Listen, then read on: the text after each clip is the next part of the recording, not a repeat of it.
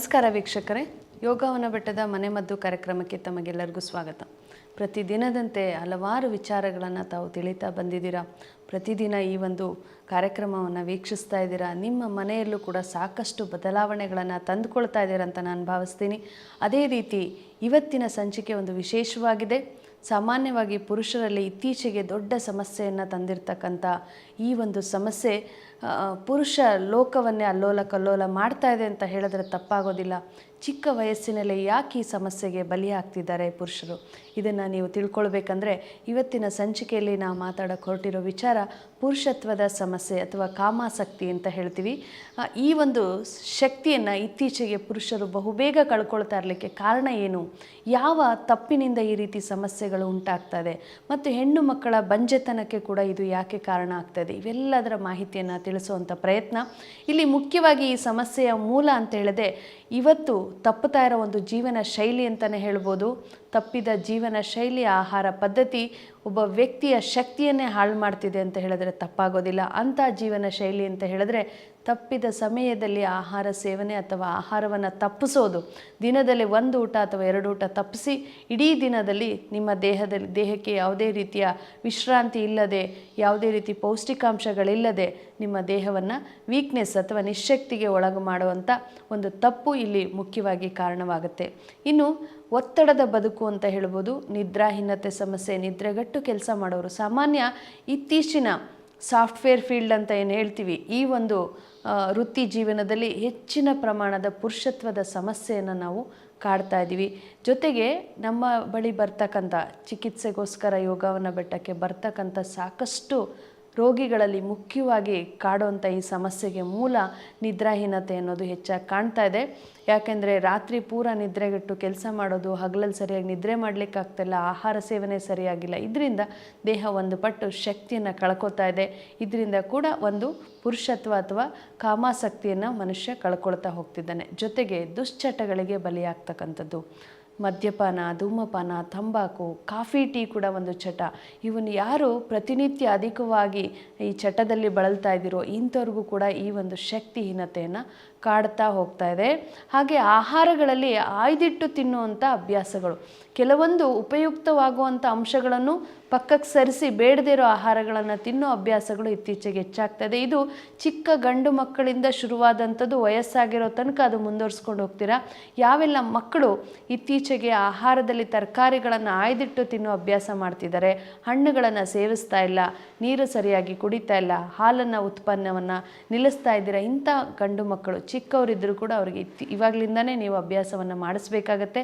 ಆಹಾರದಲ್ಲಿ ಹೆಚ್ಚೆಚ್ಚು ತರಕಾರಿ, ಹಣ್ಣು, ಮೊಳಕೆ ಕಾಳು ಮತ್ತು ಹಾಲಿನ ಉತ್ಪನ್ನಗಳನ್ನು ಬಳಸೋದನ್ನು ನೀವು ಈಗಲೇ ಕಲಿಸಿದ್ರೆ ಮುಂದೆ ಆಗೋ ಅನಾಹುತವನ್ನು ನೀವು ತಡೆಗಟ್ಟಬಹುದು. ಯಾರೆಲ್ಲ ದೊಡ್ಡವರು ಕೂಡ ಈ ತಪ್ಪನ್ನು ಮಾಡ್ತಾ ಇದ್ದೀರೋ ಅವರು ಇವತ್ತಿಂದ ಅಂಥ ಆಹಾರಗಳನ್ನು ಸೇವಿಸ್ಲಿಕ್ಕೆ ಶುರು ಮಾಡಿ ನಿಮಗೆ ಶಕ್ತಿಯನ್ನು ನೀವೇ ಪಡ್ಕೊಳ್ತೀರಾ. ಇನ್ನೂ ಹೆಚ್ಚಿನ ತಪ್ಪು ಅಂತ ಹೇಳಿದ್ರೆ ಇತ್ತೀಚೆಗೆ ನೀರು ಕುಡಿಯೋ ಅಭ್ಯಾಸ ಮರಿತಾ ಇದ್ದಾರೆ. ದಿನದಲ್ಲಿ ಒಂದು ಅರ್ಧ ಲೀಟ್ರ್ ನೀರಿದ್ರೂ ಕೂಡ ಇಡೀ ದಿನ ಮೇಂಟೈನ್ ಮಾಡುವಂಥ ಒಂದು ಅಭ್ಯಾಸವನ್ನು ಇಟ್ಕೊಂಡಿರ್ತಾರೆ. ಅದರಲ್ಲೂ ಟೀನೇಜ್ಗೆ ಹೋಗುವಂಥ ವಯೋಮಿತಿಯ ಮಕ್ಕಳು, ಗಂಡು ಮಕ್ಕಳೇನಿದ್ದಾರೆ, ಶಾಲೆಗೆ ಹೋಗೋ ಮಕ್ಕಳಿರ್ಬೋದು ಅಥವಾ ಕಾಲೇಜ್ಗೆ ಹೋಗೋ ಮಕ್ಕಳಿರ್ಬೋದು, ಇಂಥ ಮಕ್ಕಳು ನೀರನ್ನು ಶಾಲೆಗೆ ಅಥವಾ ಕಾಲೇಜಿಗೆ ತೊಗೊಂಡೋದ್ರು ಅದನ್ನು ವಾಪಸ್ ಹಾಗೇ ತೊಗೊಂಡು ಬಂದುಬಿಡ್ತಾರೆ, ನೀರು ಕುಡ್ದಿರೋದಿಲ್ಲ. ನೀರು ಕುಡಿಯುವಂಥ ಟೈಮ್ ಕೂಡ ಅವರಿಗೆ ಕೊಡೋಕ್ಕೆ ಸಾಧ್ಯವಾಗದೇ ಇರ್ಬೋದು ಅಥವಾ ಮನಸ್ಸಿಲ್ಲದೆ ಇರ್ಬೋದು. ನೀರಿನ ಅಂಶದ ಕೊರತೆಯಿಂದ ದೇಹ ಅಧಿಕ ಉಷ್ಣತೆಗೆ ಹೋಗುತ್ತೆ. ಈ ಉಷ್ಣತೆ ಹೆಚ್ಚಾದಾಗ ಮೂತ್ರದಲ್ಲಿ ಧಾತು ಹೋಗಲಿಕ್ಕೆ ಶುರುವಾಗ್ತದೆ. ಮೂತ್ರದಲ್ಲಿ ಧಾತು ಹೋಗೋ ಲಕ್ಷಣಗಳಂತ ಹೇಳಿದ್ರೆ ಮೂತ್ರ ವಿಸರ್ಜನೆಯ ಸಂದರ್ಭದಲ್ಲಿ ನೊರೆಯಾಗಿ ಮೂತ್ರ ಹೋಗ್ತಾ ಇರುತ್ತೆ, ವಾಸನೆಯುಕ್ತ ಮೂತ್ರವಿರುತ್ತೆ, ಮಜ್ಜಿಗೆ ರೀತಿಯಲ್ಲಿ ಮೂತ್ರ ಕಾಣಿಸ್ತಾ ಇರುತ್ತೆ, ಬಿಳಿ ಅಂಶ ಕಾಣಿಸುತ್ತೆ ಮೂತ್ರದಲ್ಲಿ. ಈ ರೀತಿ ಸಮಸ್ಯೆ ಒಂದು ಟೀನೇಜ್ ವಯಸ್ಸಲ್ಲೇ ಶುರುವಾಗ್ಬಿಡುತ್ತೆ. ಆದರೆ ಯಾರೂ ಅದನ್ನು ಗಮನಿಸೋದಿಲ್ಲ.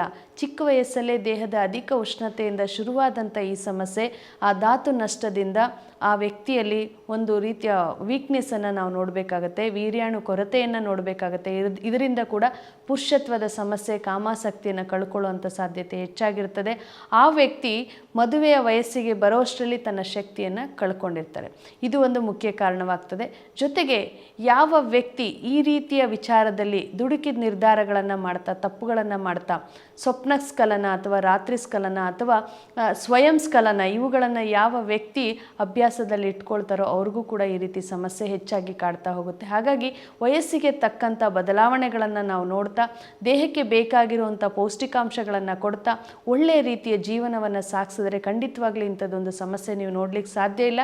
ಆ ರೀತಿ ಸಮಸ್ಯೆಯಲ್ಲಿ ಬಳಲ್ತಾ ಇರೋರು ಚಿಂತೆ ಪಡೋ ಅವಶ್ಯಕತೆ ಇಲ್ಲ.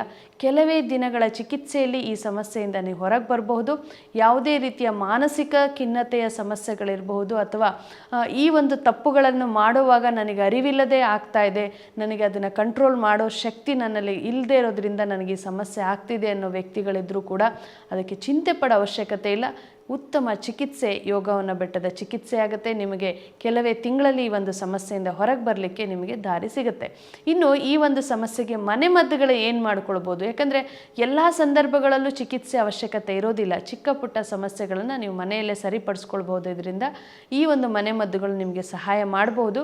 ಹಾಗಾಗಿ ಇಂಥ ಮನೆಮದ್ದುಗಳನ್ನು ನಾವು ತಿಳಿಸ್ತೀವಿ. ಅದನ್ನು ಪ್ರತಿನಿತ್ಯ ನೀವು ಬಳಸ್ತಾ ಹೋಗಿ ಖಂಡಿತವಾಗ್ಲೂ ಚಿಕಿತ್ಸೆ ನಿಮಗೆ ದೊಡ್ಡ ಮಟ್ಟಕ್ಕೆ ಹೋಗದೆ ಮನೆಯಲ್ಲೇ ಗುಣಮುಖ ಮಾಡ್ಕೊಳ್ಬೋದು. ಅಂಥ ಒಂದು ಮನೆಮದ್ದು ಅಂತ ಹೇಳಿದ್ರೆ ಮುಖ್ಯವಾಗಿ ಹಾಲಿನ ಉತ್ಪನ್ನಗಳನ್ನು ಹೆಚ್ಚಾಗಿ ಬಳಸಿ. ಹಾಲಿನ ಉತ್ಪನ್ನ ಯಾರು ಹೆಚ್ಚಾಗಿ ಸೇವಿಸ್ತಿರೋ ಅವ್ರಿಗೆ ಈ ಒಂದು ಸಮಸ್ಯೆಯಿಂದ ಹೊರಗೆ ಬರಲಿಕ್ಕೆ ಸಹಾಯವಾಗುತ್ತೆ. ಹಾಗೆ ಡ್ರೈ ಫ್ರೂಟ್ಸ್ಗಳು, ಬಾದಾಮಿ, ಅಂಜೂರ, ಖರ್ಜೂರ, ಅದರಲ್ಲೂ ಬಾದಾಮಿ ತುಂಬ ಉಪಯುಕ್ತವಾಗಿರ್ತಕ್ಕಂಥ ಅಂಶವಾಗುತ್ತೆ. ಮತ್ತು ಶೇಂಗಾ ಬೀಜ ಅಥವಾ ಕಡಲೆ ಬೀಜ ಅಂತ ಹೇಳ್ತೀವಿ, ಇವುಗಳೆಲ್ಲವನ್ನು ರಾತ್ರಿನೇ ನೆನೆಸಿಡೋದು. ದಿನದಲ್ಲಿ ಒಮ್ಮೆ ಆದರೂ ಆ ಒಂದು ಕಪ್ಪಷ್ಟು, ಒಂದು ಬಟ್ಟಲಷ್ಟು ಡ್ರೈ ಫ್ರೂಟ್ಸ್ಗಳನ್ನು ಸೇರಿಸಿ ಒಂದು ಲೋಟ ಹಾಲು ಕುಡಿಯೋದ್ರಿಂದ ಈ ಒಂದು ಕಾಮಾಶಕ್ತಿಯನ್ನು ನೀವು ಒಂದು ರೀತಿ ಹೆಚ್ಚಳ ಮಾಡಿಕೊಳ್ಳಿಕ್ಕೆ ಸಹಾಯವಾಗುತ್ತೆ. ಇನ್ನು ಸಾಕಷ್ಟು ಮನೆಮದ್ದುಗಳನ್ನು ತಿಳಿಸ್ತಾ ಹೋಗೋಣ.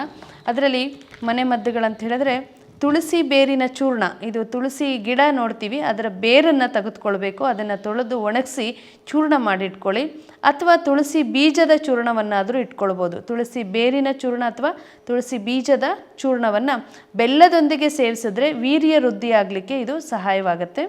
ಹಾಗೆ ತುಳಸಿ ಗಿಡದ ಬಲಿತ ಬೇರನ್ನು ಹಲ್ಲುಗಳಿಂದ ಕಚ್ಚಿ ಅಗಿದು ತಿಂದರೆ ಪುರುಷತ್ವ ಬರುತ್ತದೆ. ನೋಡಿ ತುಳಸಿ ಗಿಡ ಎಷ್ಟು ಉಪಯುಕ್ತವಾಗಿದೆ ಅಂತ. ಅದರ ಗಿಡ ಇರ್ಬೋದು, ಬೇರಿರಬಹುದು, ಬೀಜ ಇರ್ಬೋದು, ಯಾವುದನ್ನಾದರೂ ನೀವು ಸೇವಿಸಿದ್ರೆ ನಿಮಗೆ ಪುರುಷತ್ವದ ಸಮಸ್ಯೆಯನ್ನು ನಿವಾರಣೆ ಮಾಡ್ಕೊಳ್ಬೋದು. ಇನ್ನು ಒಂದು ರುಚಿಕರವಾದ ಒಂದು ಆಹಾರ ಪದಾರ್ಥ, ಈ ಆಹಾರ ಪದಾರ್ಥದಿಂದ ನೀವು ಹೇಗೆ ಈ ಸಮಸ್ಯೆಯಿಂದ ಹೊರಗೆ ಬರ್ಬೋದು ಅಂದರೆ ಜವಾಗೋಧಿ, ಇದು ಕೇಳಿರ್ತೀರಾ. ಜವಾಗೋಧಿ ಮತ್ತು ಖರ್ಜೂರ ಇವನ್ನು ಸಮ ಪ್ರಮಾಣದಲ್ಲಿ ರಾತ್ರಿಯೇ ನೀರಲ್ಲಿ ನೆನೆಸಿಡಿ.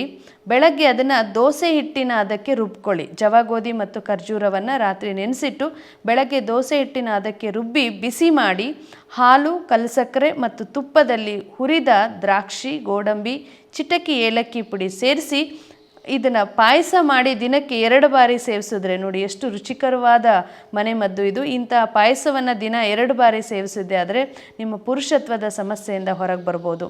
ಇನ್ನು ಆಗಲೇ ಹೇಳಿದೆ ನಾನು, ಬಾದಾಮಿ ನೆನೆಸಿ ಖರ್ಜೂರವನ್ನು ಬಿಸಿ ನೀರಿನಲ್ಲಿ ತೊಳೆದು ಗೋಡಂಬಿ ಜೊತೆ ಅಗಿದು ತಿನ್ನೋದು. ಡ್ರೈ ಫ್ರೂಟ್ಸ್ಗಳು ಯಾವುದೇ ಇರಲಿ ಅದರಲ್ಲಿ ಬಾದಾಮಿ ಒಂದು ಪಟ್ಟು ಹೆಚ್ಚಿಟ್ಕೊಳ್ಳಿ. ಇದನ್ನು ನೆನೆಸಿಟ್ಟು ಸೇವನೆ ಮಾಡೋದು ಕೂಡ ನಿಮಗೆ ಒಂದು ರೀತಿಯ ಉಪಯುಕ್ತ ಅಂತಲೇ ಹೇಳ್ಬೋದು. ಇನ್ನು ವೀರ್ಯವು ಅತಿ ನೀರಾಗಿ ಹರಿಯುತ್ತಿದ್ರೆ, ವೀರ್ಯದಲ್ಲಿ ಯಾವುದೇ ಒಂದು ರೀತಿಯ ಶಕ್ತಿ ಇಲ್ಲ ಅಂತ ನಿಮಗೆ ಅನ್ನಿಸ್ತಾ ಇದ್ದರೆ, ಶೀಘ್ರ ಸ್ಖಲನವಾಗ್ತಾ ಇದ್ದರೆ ಅಂಥವ್ರಿಗೆ ಮನೆಮದ್ದು ಅಂತ ಹೇಳಿದರೆ ಅತ್ತಿ ಮರದ ಚಕ್ಕೆ. ಅತ್ತಿ ಮರ ನೋಡಿರ್ತೀರ, ಅದರ ಮರದ ಚಕ್ಕೆನ ಸ್ವಲ್ಪ ತಗೊಳ್ಳಿ. ಆಲದ ಮರದ ಎಳೆಯ ಕುಡಿ, ಅತ್ತಿ ಮರದ ಚಕ್ಕೆ ಮತ್ತು ಆಲದ ಮರದ ಎಳೆಯ ಕುಡಿ ಅಂದರೆ ಹಸಿ ಎಲೆಗಳು, ಅಂದರೆ ಇನ್ನು ಬಲ್ತಿರಬಾರ್ದು, ಎಳೆ ಕುಡಿ ಅಂತ ಹೇಳ್ತೀವಿ. ಅದನ್ನು ಆ ಎಲೆಗಳನ್ನು ತಗೊಳ್ಳಿ. ಸ್ವಲ್ಪ ಕಲ್ಸಕ್ಕರೆ ಸೇರಿಸಿ ಈ ಮೂರನ್ನು ನುಣ್ಣಗೆ ಅರೆದು ನೊರೆ ಹಾಲಿನಲ್ಲಿ ಕದಡಿ ಕುಡಿಯೋದ್ರಿಂದ ನಿತ್ಯ ಬೆಳಗ್ಗೆ ಈ ಒಂದು ಅಭ್ಯಾಸವನ್ನು ಮಾಡಿ 40 ದಿನದಲ್ಲಿ ನಿಮಗೆ ವೀರ್ಯ ಹೆಚ್ಚಾಗಲಿಕ್ಕೆ ಮತ್ತು ಗಟ್ಟಿಯಾಗಲಿಕ್ಕೆ ಹಾಗೂ ಶೀಘ್ರ ಸ್ಖಲನ ಸಮಸ್ಯೆಯಿಂದ ಹೊರಗೆ ಬರಲಿಕ್ಕೆ ಇದು ಸಹಾಯ ಮಾಡುತ್ತೆ. ಮತ್ತು ಪ್ರತಿದಿನ ಬೆಳಗ್ಗೆ ಒಂದು ಹೊತ್ತು ಒಂದು ತುಂಡು ಕಲ್ಲು ಸಕ್ಕರೆಯ ಮೇಲೆ ಸ್ವಲ್ಪ ಆಲದ ಹಾಲನ್ನು 15ರಿಂದ 20 ತೊಟ್ಟು ಇದನ್ನು ಹಾಕಿ ತಿನ್ನೋದ್ರಿಂದ ನಪುಂಸಕತೆ ಮತ್ತು ನಿವಾರಣೆಯನ್ನು ಮಾಡಿಕೊಳ್ಬಹುದು. ಇದೆಲ್ಲದರ ಜೊತೆಗೆ ನೀವು ಯೋಗವನ ಬೆಟ್ಟದ ಚಿಕಿತ್ಸೆಯನ್ನು ಕೂಡ ಪಡ್ಕೊಳ್ಳೋದ್ರಿಂದ ಸಮಸ್ಯೆಯಿಂದ ಬಹುಬೇಗ ಹೊರಗೆ ಬರ್ಬೋದು. ಜೊತೆಗೆ ನಿಮ್ಮ ಜೀವನ ಶೈಲಿಯ ತಪ್ಪುಗಳನ್ನು ನೀವು ಸರಿಪಡಿಸ್ಕೊಳ್ಳದೆ ಇದನ್ನು ಮಾಡಲಿಕ್ಕೆ ಸಾಧ್ಯ ಇಲ್ಲ. ಮೊದಲು ನಿಮ್ಮ ತಪ್ಪುಗಳ ಬದಲಾವಣೆ ತಂದ್ಕೊಳ್ಳಿ, ನಂತರ ಮನೆಮದ್ದು ಅಥವಾ ಚಿಕಿತ್ಸೆಯನ್ನು ನೀವು ನೆರವಿಗೆ ತಗೊಳ್ಬಹುದು. ಬಹುಬೇಗ ಈ ಸಮಸ್ಯೆಯಿಂದ ಹೊರಗೆ ಬರ್ಬೋದು. ಇಂಥ ಒಂದು ವಿಚಾರಗಳು ಮತ್ತು ಔಷಧಿಗಳು, ಚಿಕಿತ್ಸೆಗಳನ್ನು ನೀವು ಪಡ್ಕೊಳ್ಬೇಕಂತ ಹೇಳಿದ್ರೆ ಗುಣವಾಗದ ಸಮಸ್ಯೆಗಳಿಗೆ ಯೋಗವನ ಬೆಟ್ಟದಲ್ಲಿದೆ ಚಿಕಿತ್ಸೆ. ಈ ಒಂದು ಯೋಗವನ ಬೆಟ್ಟದ ಶಾಖೆಗಳು ಬೆಂಗಳೂರಿನ ಕನಕಪುರ ರಸ್ತೆ, ಕುಣಿಗಲ್ನ ಕೇಹುರಳಿ ಬೋರಸಂದ್ರ, ಹಾಗೆ ಚಿತ್ರದುರ್ಗದ ಸೀಬಾರ ಮತ್ತು ಬಾಗಲಕೋಟೆ ನವನಗರದಲ್ಲಿ ಶಾಖೆಗಳಿದೆ. ನಿಮ್ಮ ಯಾವುದೇ ಸಮಸ್ಯೆಗಳಿದ್ರೂ ಕೂಡ ದೂರವಾಣಿ ಸಂಖ್ಯೆಗೆ ಕರೆ ಮಾಡಿ ನಿಮ್ಮ ಹತ್ತಿರದ ಶಾಖೆಯನ್ನು ಗುರುತಿಸ್ಕೊಂಡು ನೀವು ಭೇಟಿ ಮಾಡಬಹುದು. ನಮಸ್ಕಾರ.